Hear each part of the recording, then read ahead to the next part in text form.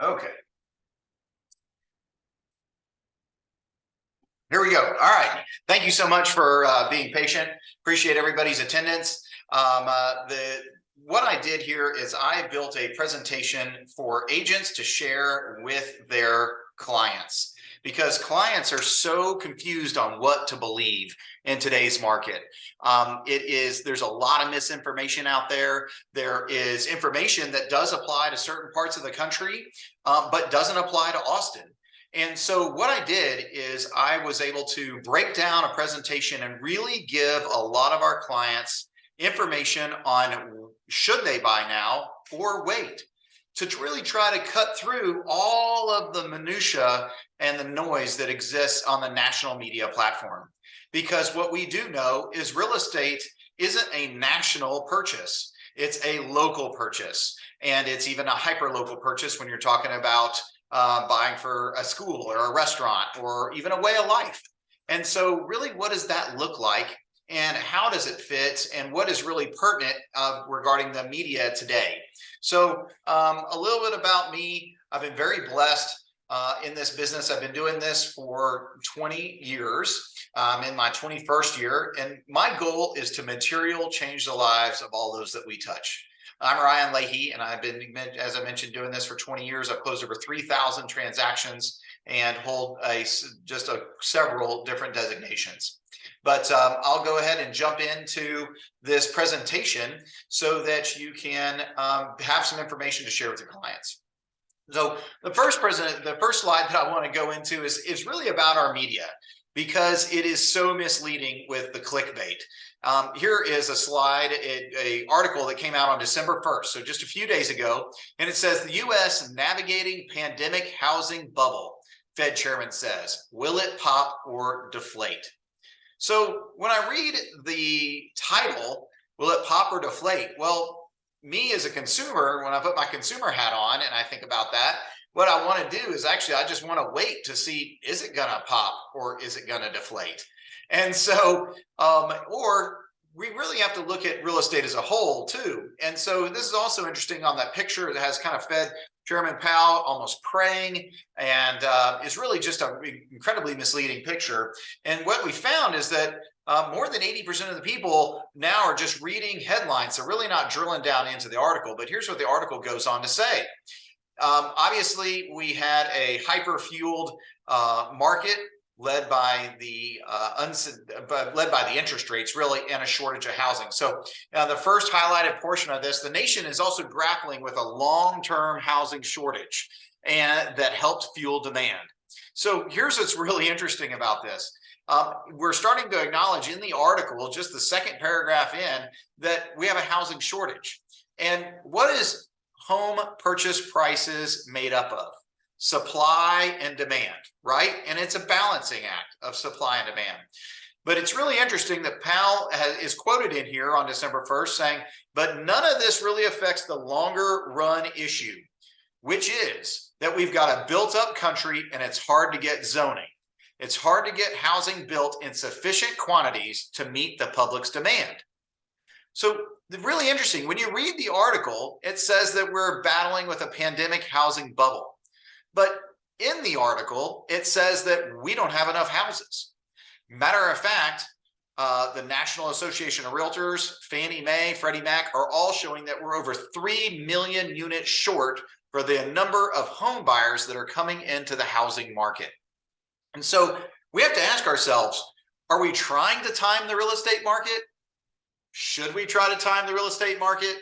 The reality is that when you try to time it, by the time you should have bought, it's already in your rear view mirror.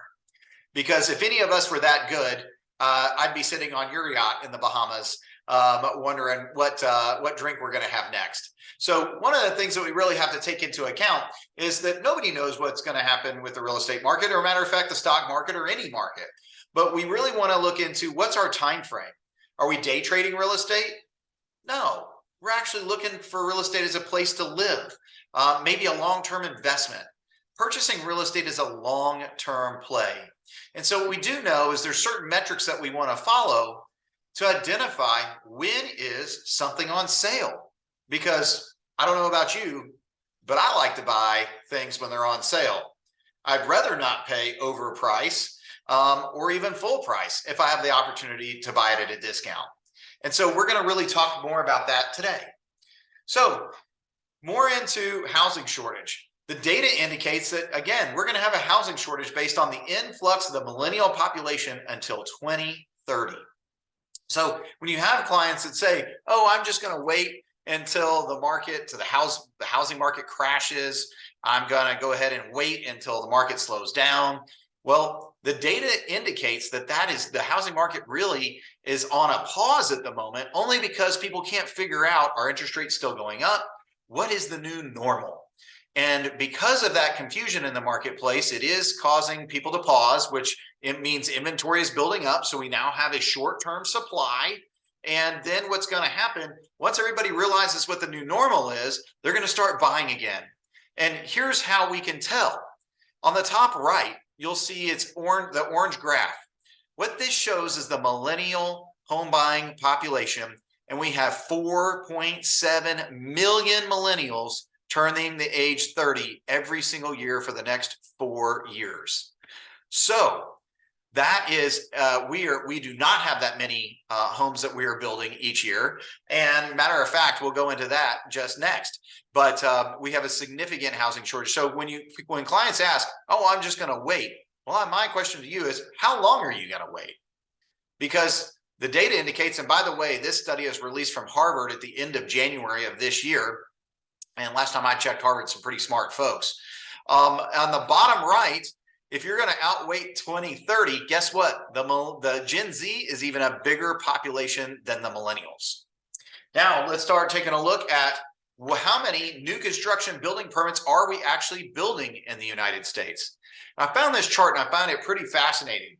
When we had a much smaller home buying population in 2002, 2003, 2004, 2005, 2006, we had a much smaller home buying population and we had significantly more supply. Matter of fact, we had so much supply that we haven't even gotten back to those levels yet. And then you see the construction permits falling straight off the cliff, almost to like zero in 2009, reeling with the mortgage meltdown.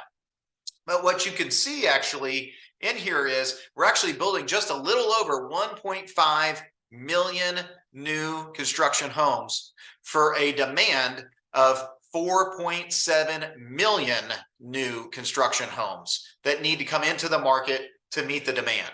So simple math, I'll tell you, 4.7 million and minus 1.5 leaves us with a 3.2 million unit home shortage per year. Guess what, guys? The supply chain issue is not expected to fix itself anytime soon. And with the recent slowdown this year and the impending recession that we're going to be going through, I only do the hot quotes because I believe that we've been in a recession for at least the last quarter, if not 2 quarters already. But at any rate, the current home builders are slowing down production of their homes. And they want to do this because they also want to keep the home values up and home prices up, and of course their profits up. So this is something to really pay a lot of attention to. And by the way, this comes from the U.S. Census Bureau, and this was just released in October of 2022. So this is just a month or so old, a little over a month old. Now, one thing that remember we know about housing prices is it's made up of supply and demand, right? So home prices are made up of supply and demand. Well, what creates demand? People and jobs. So you have to have the people there, the population there, and then you also have to have the job strength to be able to afford the houses. So again, I've been doing this over 20 years, which means I've lent through some big downturns. And so we have to look at a decade of the population change. So again, this came from the US government, the census. And so we have to look at where did all of the people move away from and where did they move to? So you'll see here the Williamson, Travis, and Hayes County populations are actually the second highest population growth over the last 10 years in the entire United States. We only trail Dallas-Fort Worth, which had over 1.1 million people move to the Dallas-Fort Worth Metroplex over the last 10 years. Here's what's really interesting. You're going to see these 21 emerald green counties actually have just a very short time when this real estate is actually on sale, because we have explosive population growth and we have significant job strength in that economy. We'll go into that in a minute. But there's these 21 counties across the entire United States that are actually going to have a very quick rebound on the other side of this, once the public realizes that, whatever rates are is the new normal. Now, one thing I want to ask you is, where do you think the media companies are located? Where in the country are they? If you guessed the Northeast, you would be right. So the Northeast area, Chicago, LA area, maybe DC. When those journalists are actually writing those articles about housing bubble, housing crash, prices decreasing, that actually probably is reality for them, their friends, their family. The challenge is that they're throwing a wide net out there, and many people are applying that wide net of what's happening in their backyard to the backyard that they live in. And that's where the misinformation starts happening and starts becoming confusing. And people don't really know what to believe because of the saturation of misinformation out there. So we want to bring real estate back down to where you live. And that's what this article is about. So this presentation is about. So be careful of the news sources where you read it from, because if it's not local, then it's going to be incredibly misleading. Now, we do have inventory rising, but most of that inventory is because our current home buyers are sitting on the side because they don't know what to believe. They don't know whether to buy or not. They don't know what the economy is doing. And so let's kind of peel that back. Here's what's also interesting. Remember, I talked about demand being made up of two functions. One is going to be population. The other one is going to be jobs. Here is from the Department of Labor, and this just came out about 4 days ago. And what this talks about is the change in jobs from pre-pandemic to just October of 2022. So this report was wrapped up in October of 2022. And here's what's really interesting. The Austin, Round Rock, San Marcos, so the Austin Metroplex has the 5th highest percentage growth in jobs since the start of the pandemic. What does that mean? It means that the Austin Metroplex weathered the pandemic better. We came out better on the other side. Our job market went up. Now, if you also look at the other 4 cities, the metropolitan areas that are on here, they are much, much smaller in size. So Austin actually is the #1 largest major metropolitan area in the country that has the number of jobs that we have. And we have significantly more jobs than we did pre-pandemic, which is incredible. Matter of fact, Austin is actually the 2nd largest economy in the country, only to be followed up. We're following or trailing San Francisco. So we produce more GDP than any other state in the country percentage-wise than any other metroplex in the country. So our job market is incredibly strong. So now we want to start talking about, we've covered population, we've covered jobs, as that's what makes up demand. Now let's talk about some of the pricing, because a lot of people are saying, oh gosh, interest rates are so high, which means I can't afford what I used to be able to afford. So interestingly enough, I decided to break that down. And here's what we found. When you take a look at the top left, a $500,000 home 10 months ago, 12 months ago, 15, 16 months ago, probably over the last 2+ years, a $500,000 home was going for 20% above list. So what that means is people were paying 20% over what the home was listed for in order to win that home. If you were a home buyer, you would know. Houses had 20, 40, 50, 80, 100 bids and offers submitted on houses because of the housing shortage. So that house, a $500,000 house, then would go for $600,000 almost all day, every day. It was really kind of what was expected. And so now in the middle column, a $500,000 home, it's pretty common to get a discount on that, at least a 5% discount. For the large majority of the time, those $500,000 homes are selling for around $475,000. So I'm going to break these two scenarios down. On the left-hand side in the purple, $500,000, which went for $600,000 with 10% down. We actually had to do a loan amount. I did the loan amount at $500,000, and this had somebody putting $100,000 down on this home. We assumed that the home actually appraised for $550,000. In some cases it would back then. So they had to put their 10% down, which had them bringing $100,000 to close. The interest rate is 3%. Now on the right-hand side in the red column, the $500,000 house now with 10% down is $475,000 with 10% down, which is $47,500. Loan amount is $427,500. The interest rate is 5.99% with 1 point. You'll see on the left-hand side under the purple, 3% with 0 points. Monthly payment, $3,479. Closing costs, back then, the seller wouldn't pay or contribute to any closing costs. They didn't have to. And matter of fact, your cash to close was significantly higher at $108,000 for cash to close for what started on the market as a $500,000 house. Now, under the red column, 5.99% with 1 point origination. So your closing costs are $4,275 higher for that discount point. And then the payment is just $105 a month more than what it would have been had you bought that house 12, 18 months ago at a 3% rate.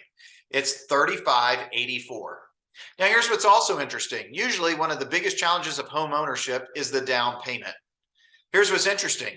Closing costs are quite a bit less because the seller is going to be paying for title. And in many cases, listing agents or buyer's agents are able to help their clients and negotiate for a lot of the closing costs, if not all the closing costs to be paid for.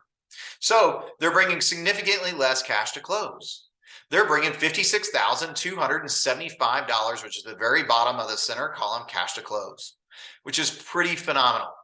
Now, there's also a program out there that a lot of our clients are doing, which is the $500,000 purchase price. And then the seller actually is buying down the interest rate into what's called a 2-1 buy down. And so this is a temporary buy down solution, which many of our sellers are putting on the table to help become more affordable. This did not exist. This option didn't exist. Sellers were not paying for this 18 months ago, 12 months ago in the previous market when the market was just a crazy seller's market. You'll see the same 10% down with a 2-1 buy down, 5.99. The discount point is still 1 point. Then what happens is the seller actually pays for a 2% discount on the off the original rate. So you have 5.99 minus 2 percentage points is going to be 3.99 for the first year. Interestingly enough, and by the way, for the second year, it'd be 4.99. Many folks are doing this because they believe that the interest rates are going to drop in the near future, at least inside the next 2 years, and they're going to refinance. I happen to agree with that, but we'll see what actually happens versus us looking into our crystal ball. So if you look at this payment, it's $3,212 a month, or what is going to be $267 cheaper per month than if you would have bought 12 months ago when interest rates are at 3%. Now, that's pretty incredible. And by the way, you're bringing significantly less to close. The cost of the 2-1 buy down is paid by the seller. And so that's just a really great tool to help get you into these homes. And this is just proof that housing right now is on sale. How much is it going to go on sale? We don't really know. But what we can say is there is going to be a long-term housing shortage. And what we do know is we don't want to try to time the market. I'm of the belief that actually homes won't be on sale much longer. Very shortly after about Valentine's Day, home prices are actually going to take off. Why? Because the new normal will be recognized, and we'll go into that. Here's why. The longer you wait, the more expensive it gets. And because homeownership is one of the #1 hedges against inflation. So let's talk about if you choose to wait, here's what happens, or try to time the market anymore. First off, after the first of the year, Austin has about 19% of our home buyers actually are from out of state. One of the things about out of state home buyers is they actually have to purchase a home a primary residence prior to July 1st. So June 30th, somewhere between January 1st and June 30th, to not pay the state income tax from the departing state that they're leaving, which means the first part of the year, the out-of-state buyers come in. So I believe that we're going to see a significant ramp up in volume because, again, these out-of-state buyers think our real estate is already at a discount when it was full price for many of the locals. So I think that we're going to see a tremendous amount of activity coming in after the first of the year through Valentine's Day and through spring break. Once that happens, then the market's going to start gaining some momentum led by these out-of-state buyers. Once that happens, that discount is going to start diminishing and going away. And buyers are going to realize that there's not enough homes and we are going to go ahead and need to buy something sooner than later before either rates go up or whatever's going to happen. Look, we can help get you in the payment that you can afford. The other part about this is the cumulative home appreciation. Homes go up in value over time. It has pretty much been that way, except with the crash of the mortgage meltdown from 2006 or the end of 2006 through 2009, and some small minor blips. But overall, I've bought 5 primary residences and owned a significant amount of investment property. And every single time when I went to sell my home, I sold it for a significant gain. And we just moved up. I wasn't able to afford to buy my dream house right out of the gate. And so I bought a home that I could afford the monthly payment. I've worked on it, fixed it up, lived there in the period of time that met the needs for me and my family, and then put it on the market and sold it for a gain, and then use that down payment to buy our next home, and so on as we went ahead and did that. And that's really how things have been done over the years and how real estate wealth was created. It wasn't go buy your dream house the first year and just real estate just goes up to infinitum and your dream house that you buy for $500,000 is worth $1 million in 3 years. It just hasn't worked that way. It did maybe for a year or so, and for those that were able to ride that train, more power to them. But for the most of us, where we find the situation now, if you're looking to purchase a home, that's just not going to be the case. So we really want to work on what you can afford. No, so here's also something really interesting. I'm a bit of a conspiracy theorist, and so what I mean by that is I always like to look at who's making all the money. And so I found some articles that were really telling. So it's very interesting when Powell is speaking to the consumers, or our journalists are writing about consumers and to consumers being their audience, that it's a bubble, it's a crash, it's a bust. The market is falling.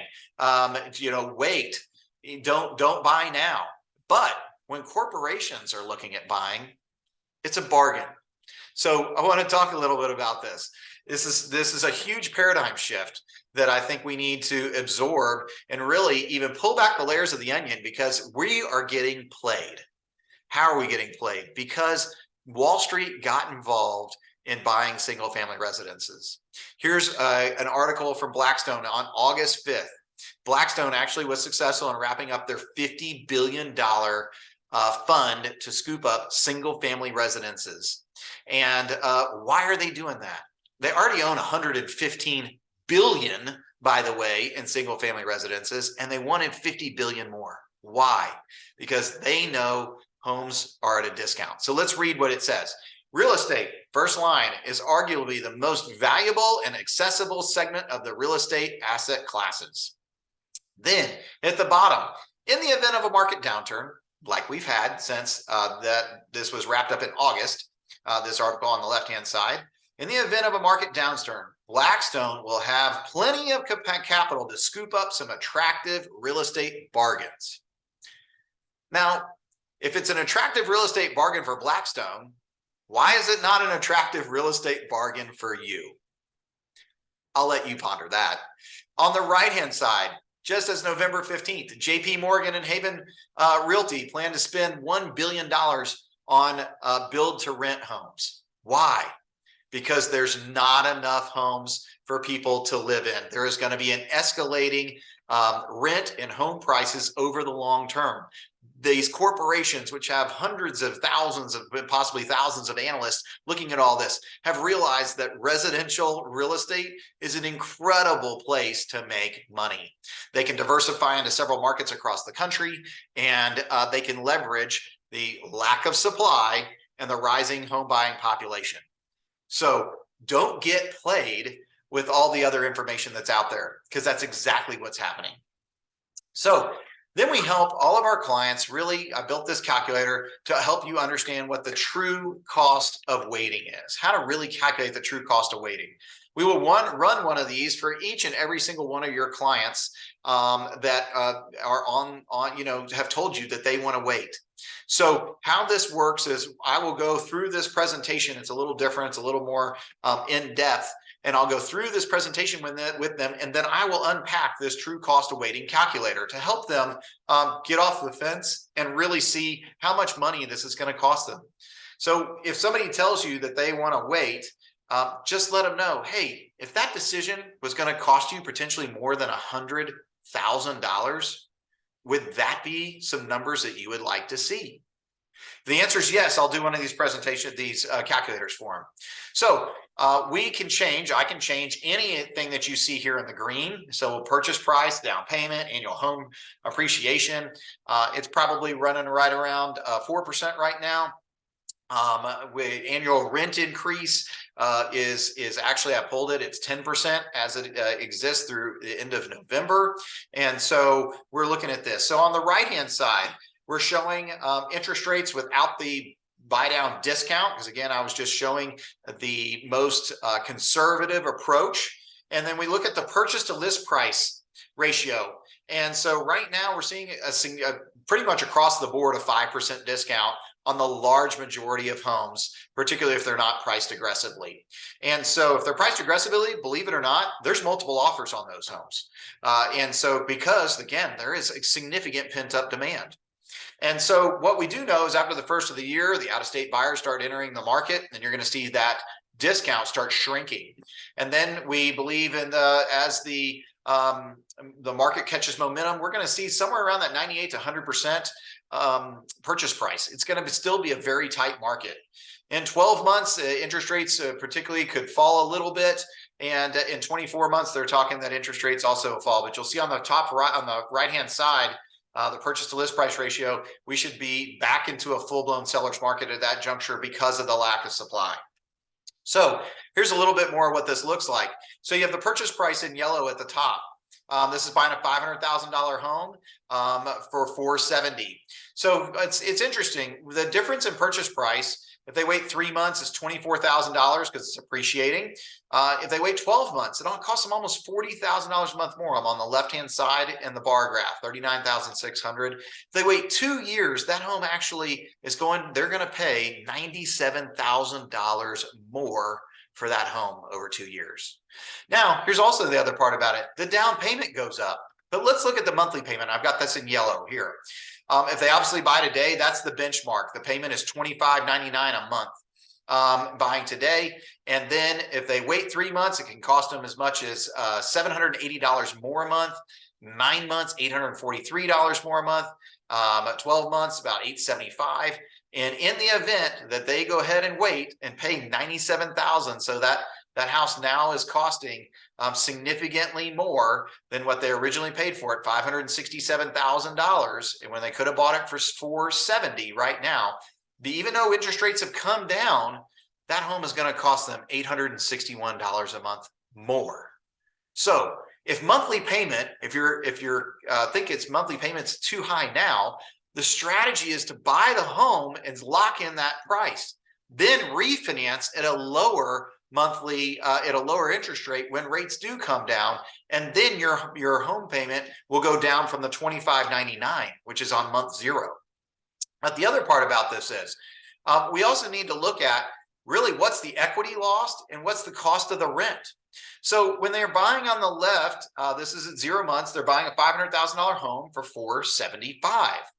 Then what happens is that equity starts to disappear because of the appreciation.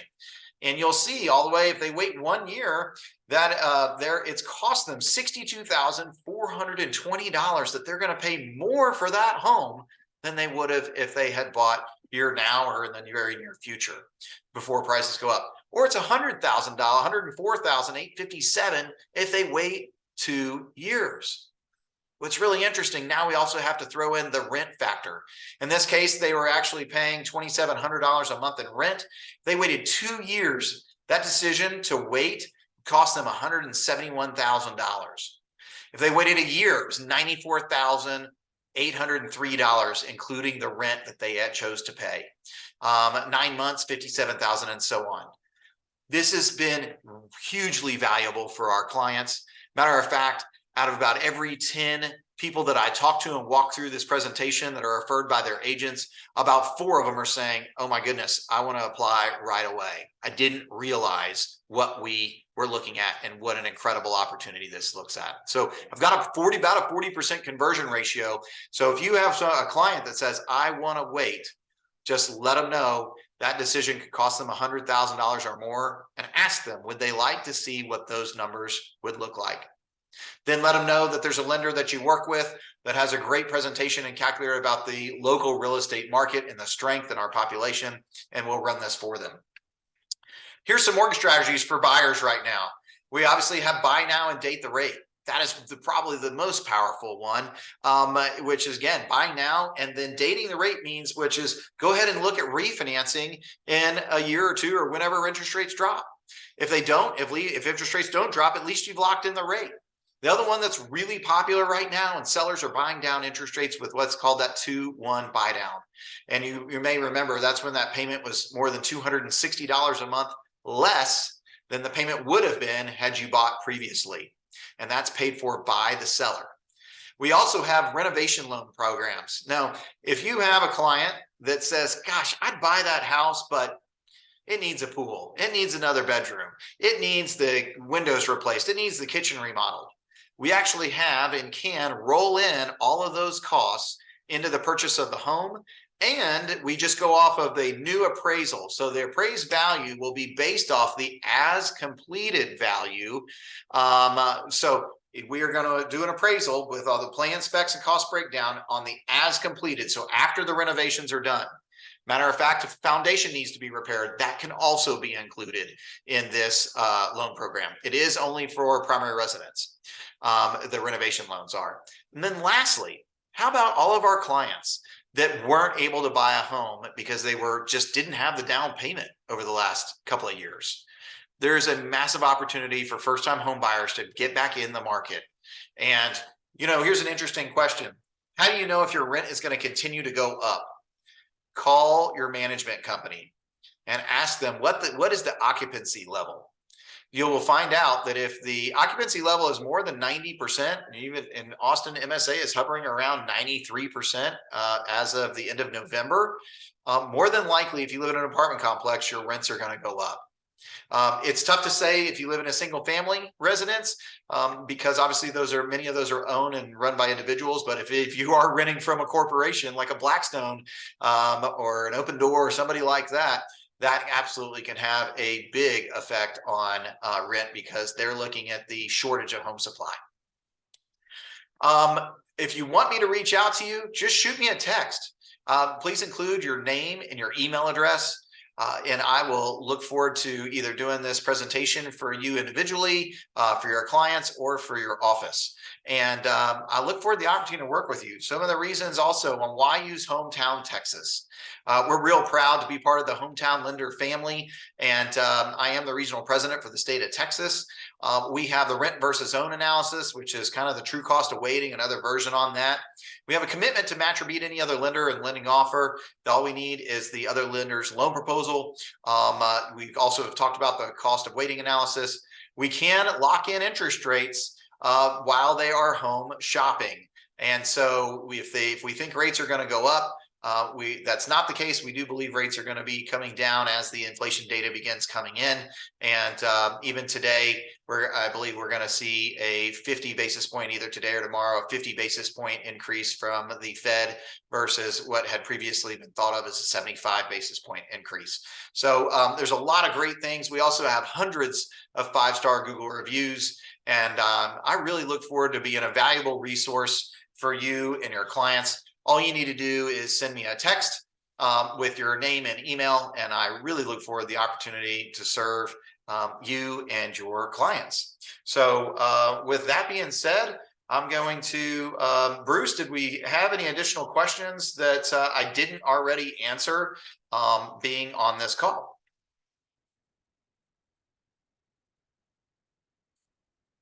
So it doesn't look like it, which is wonderful. So I really appreciate each and every one of you for being on this call, and really look forward to the opportunity to serve you and your clients. Thank you so much, and have a great day.